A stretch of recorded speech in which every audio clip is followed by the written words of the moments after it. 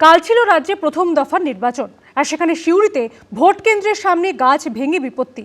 আহত বিজেপি কর্মীকে উদ্ধার করতে পাশে দাঁড়ালেন তৃণমূল কর্মীরা। এর জেরে গতকাল বেশ কিছুক্ষণ বন্ধ থাকে ভোট গ্রহণ। আহত বিজেপি কর্মীকে সিউড়ি হাসপাতালে ভর্তি করা হয়। ঝালমুড়ি নিয়ে তুঙ্গে রাজনীতি। প্রচারে প্রধানমন্ত্রী ঝালমুড়ি খাওয়াকে কেন্দ্র করে যে তরজা শুরু হয়েছিল প্রথম দফার ভোটের দিন, তা আরও তীব্র হলো। মমতা বন্দ্যোপাধ্যায়ের কটাক্ষে কৃষ্ণনগরের সভা থেকে নরেন্দ্র মোদী বললেন, ঝালমুড়ি খেলেন তিনি আর ঝাল লাগলো তৃণমূলের। পাল্টা আক্রমণে তৃণমূল নেত্রী বললেন, ঝালমুড়ির ঝালে তারা অভ্যস্ত। প্রধানমন্ত্রী কি কোনোদিন মাছ ভাত খেয়েছেন? वैसे मैंने सुना है कि झालमुरी ने भी कुछ लोगों को जन्नाटेदार झटका दिया है।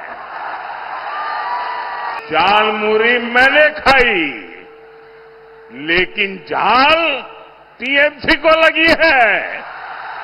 ঝালমুড়ির ঝাল তো আমরা খেয়ে অভ্যস্ত। আপনি কি কোনোদিনও খেয়েছেন মাছ ভাত? কোনোদিনও খেয়েছেন মাংস ভাত? ঝালমুড়ি থেকে মাছ ভাত, এবারের ভোটে কি না ইস্যু হচ্ছে। তৃণমূল বিজেপি প্রার্থীরা মাছ হাতে প্রচার করছেন, প্রাক্তন কেন্দ্রীয় মন্ত্রী কাঁটা বেছে মাছ খাচ্ছেন, প্রধানমন্ত্রী প্রচারের ফাঁকে ঝালমুড়ি খেতে দোকানে ঢুকে পড়ছেন। প্রচার পর্বে প্রধানমন্ত্রীর ঝালমুড়ি খাওয়াকে কেন্দ্র করে যে তরজা শুরু হয়েছিল তা গড়ালো প্রথম দফা ভোটের দিন পর্যন্ত। ঘটনার সূত্রপাত রবিবার। ঝাড়গ্রামে প্রচারে গিয়ে শটান দোকানে ঢুকে মুড়ি কিনে খেতে দেখা যায় স্বয়ং প্রধানমন্ত্রী নরেন্দ্র মোদীকে। भाई हमें अपना झालमुरी खिलाओ। हाँ, कितने का होता है आपका झालमुरी? 10 पीस। हाँ, जो भी है बना दो। हाँ, झाल थोड़ी खाएगा। हाँ, हाँ, हाँ? आप ऐसा खाते हैं, दिमाग नहीं खाते हुए। প্রধানমন্ত্রীর এই জনসংযোগের পর প্রচারের মঞ্চ থেকে বারবার এ নিয়ে আক্রমণ শানিয়েছেন মমতা বন্দ্যোপাধ্যায়। ঝালমুড়ি এসপিটিকে দিয়ে তৈরি করিয়ে 10 টাকা কখনো পকেটে থাকেও না। কত নাটক! 10 টাকা বের করে ঝালমুড়ি খাচ্ছে।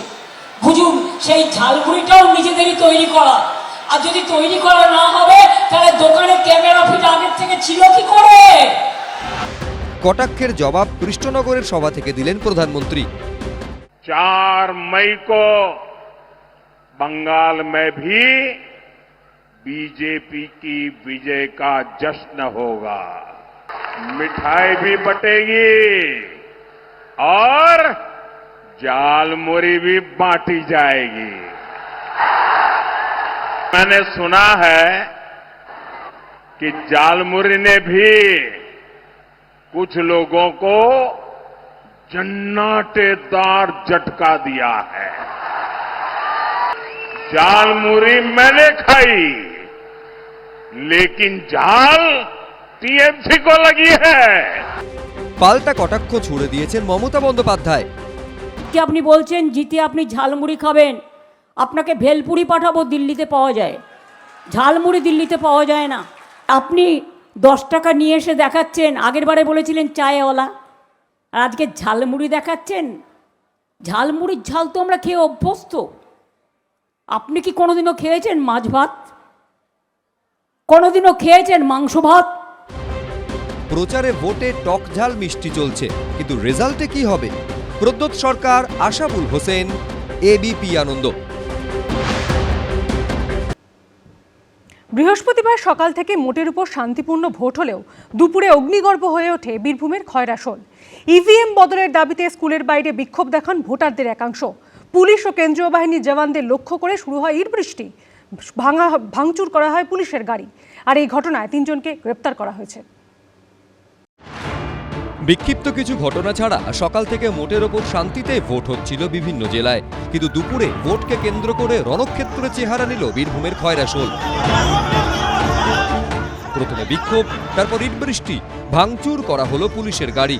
জখম হলেন বেশ কয়েকজন কেন্দ্রীয় বাহিনীর জওয়ান এবং পুলিশ কর্মী। পরিস্থিতি এমন জায়গায় পৌঁছয় যে রিভলভার বের করতে হয় পুলিশকে। उधर भीड़ हो गया सर गेट के पास। हम लोग कंट्रोल में खेलने के लिए गया था और एक पार्टी आ रहा था, उनको भी आने नहीं दिया। फिर हमारा ऊपर भी पत्थर फेंक दिया था सर।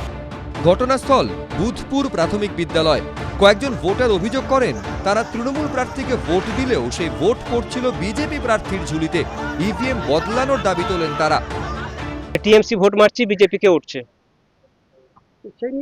সেটা নিয়ে অশান্তি। আমরা বললাম যে আপনি মনে করুন যে আমাদেরকে এটাকে চেক করে দেখাতে হবে, এই নিয়ে দ্বন্দ্ব ঝামেলা হয়ে গেল। পুলিশ প্রশাসন ছিল, তাদের জানিয়েছিল। এই অভিযোগ ছড়িয়ে পড়তেই স্কুলের গেটের বাইরে ভিড় জমান প্রচুর গ্রামবাসী। ক্রমেই উত্তপ্ত হয়ে ওঠে পরিস্থিতি। শুরু হয় পুলিশ ও কেন্দ্রীয় বাহিনীর জওয়ানদের লক্ষ্য করে ইট বৃষ্টি। কারুর হাতে আধলা ইট, কেউ দৌড়ে এসে রাস্তায় পড়ে থাকা ইট তুলে নিচ্ছেন। একেবারে বুথের গেটের মুখে কেন্দ্রীয় বাহিনীর দিকে তেড়ে আসছেন কয়েকজন। কেন্দ্রীয় বাহিনীর জওয়ানরা বাধা দেওয়ার চেষ্টা করলেও শুনছে না কেউ। কার্যত তাড়া করা হয় কেন্দ্রীয় বাহিনীর জওয়ানদের। হামলার মুখে বুথের ভেতরে ঢুকে যান কয়েকজন জওয়ান। পরিস্থিতি ভয়ঙ্কর হয়ে ওঠায় পুলিশ অফিসারকে সার্ভিস রিভলভার বের করতে হয়। তৃণমূলেও ভোট দিলে বিজেপিতে পড়ছে, এই গন্ডগোলটা হচ্ছিল। তারপরে বুঝলাম লোক জমায়েত হয়ে নিয়ে ভোট বন্ধ হয়ে যায়।